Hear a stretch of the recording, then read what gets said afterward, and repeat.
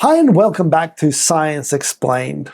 Now, in this episode, we're going to talk about a research paper done in University of Texas, Austin, back in 2015, where researchers studied 4,764 men and 5,389 women across 33 countries and 37 different cultures. Now, the amazing thing is what they found. Quote, many want to believe that women and men are identical in their underlying psychology, but the genders differ strikingly in their evolved mate preferences in some domains, end quote, said co-author of the study and psychology professor David Buss. Quote, the same holds true in highly sexually egalitarian cultures such as Sweden and Norway, as in less egalitarian cultures such as Iran, end quote.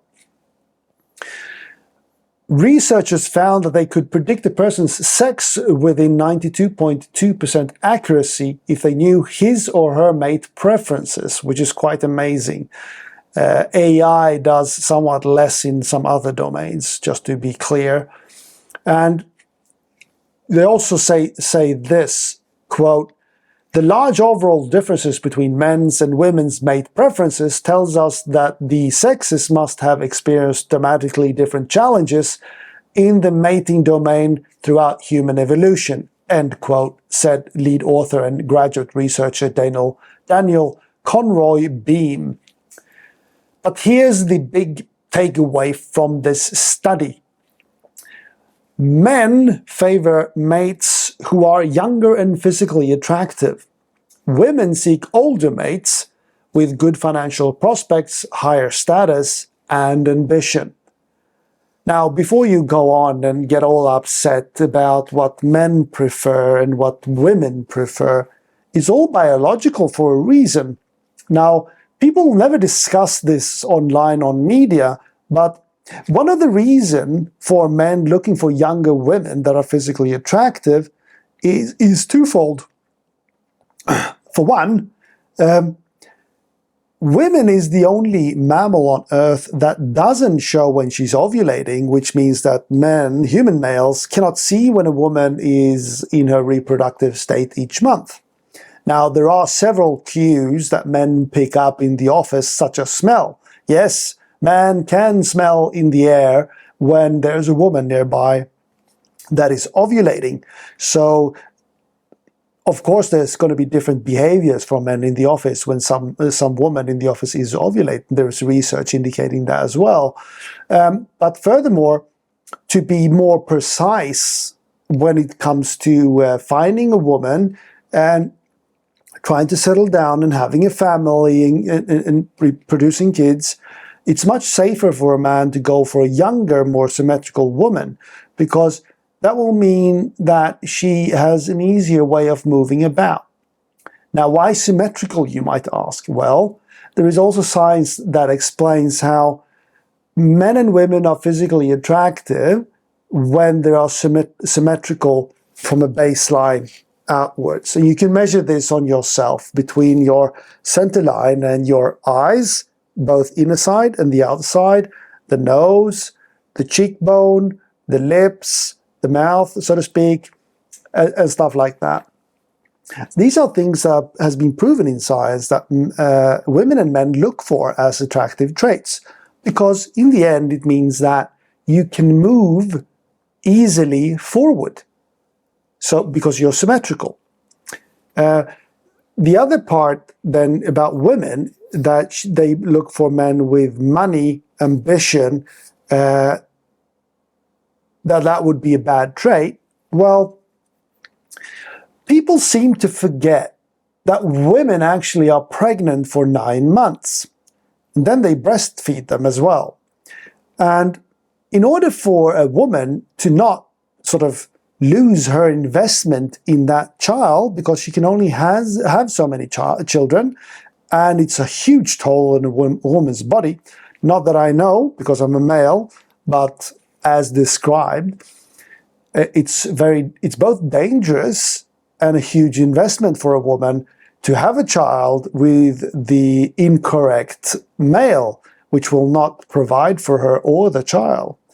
You need to remember that a woman needs to make sure when she does this investment in a male that she will be fed and her child will be fed until adult age so that they themselves can fend for themselves throughout life.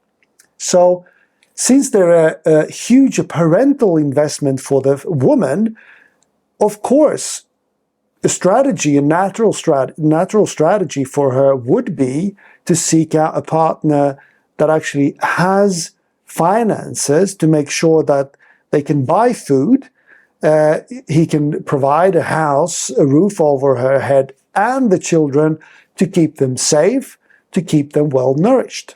We know from the research with IQ that you are born with 100% possibility of retrieving or developing your IQ at the age of 25. But if your parents, for example, didn't feed you nourished food, and you can see this in the scientific literature about IQ, then you will never reach your full potential of your IQ.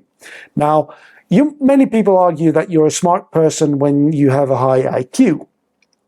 We should limit that to IQ is only how many numbers can you keep in your head.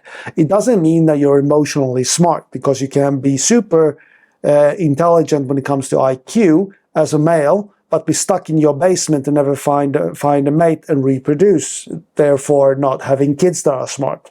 I wouldn't call that very smart in the social context. That would be antisocial, even though you had a high IQ. So there's a lot of different traits that you can look on as key indicators for being intelligent. I wouldn't say that IQ alone is a good indicator of intelligence, though it gives you a good ability to conceptualize and use patterns in your working memory, because that's what it is. It's basically your working memory. So you can quickly understand things quicker than other people, which gives you an advantage when it comes to solving difficult things. So that's one of the key aspects of why there's differences in female and male sexual preferences.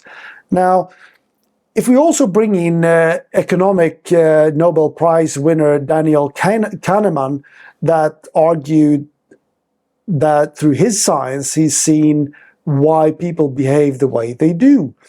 Gad Saad, for example, which I mentioned before, that has written The Parasitic Mind, for one, he's an evolutionary psychologist, argues, and I agree with him, that you cannot alone look at mathematics as not incorporating male and female sexual reproductive strategies, because those will guide us subconsciously in all the decisions that we make throughout life, in our workplace, at home, and you can see this in all kinds of research when it comes to male and females.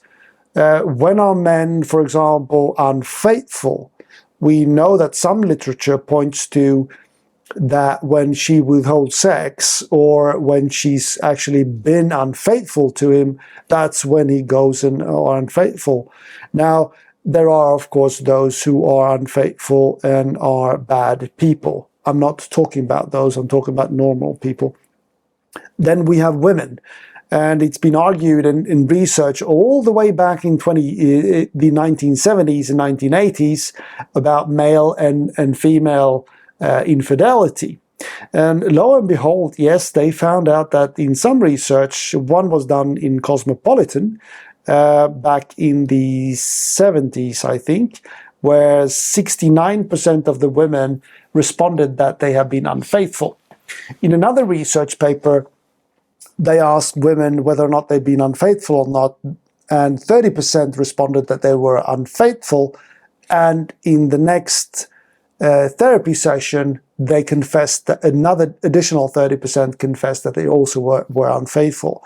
Now, the research is, if you average it out, about 50% males and 50% females are unfaithful.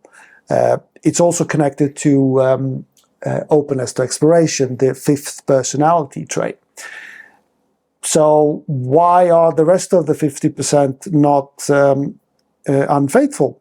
Well, it turns out that if you have values that you have imposed on yourself, that it's not okay to be unfaithful, then that is your guiding light. Now, who knew that the Ten Commandments that the Moses wrote on the stone tablets would have such an effect on human values? I would argue that the Ten Commandments in the Bible has nothing to do with the religion, but more with social values in order for humanity to sustain itself and hold on to being social and not becoming antisocial. That is the key takeaway from today. Now, I could also add, like, why are women unfaithful? Well, the research indicates that when a man loses his job, which the study from Austin, Texas back in 2015 also indicates, that when she doesn't have a man with an income that can provide for her, she will start looking for a better alternative, equal or higher. That is also true from other scientific papers. When, for example, women study at the university and increase their status, they look more often for another mate to sort of combine with her own status. Because women look for equal and higher status in males, and males look for equal or lower status in females, because that's not so important for a male as it is for a woman. So that's it for today. If you like this episode, like and subscribe, and I'll see you in the next one. And I'm hoping that I will produce more often now when it comes to research combined with personality traits. And in the next one, I'll talk about not big 5 in the 5 personality traits, but I'll also talk about a 6th one, which is the hexacle model, which is even better.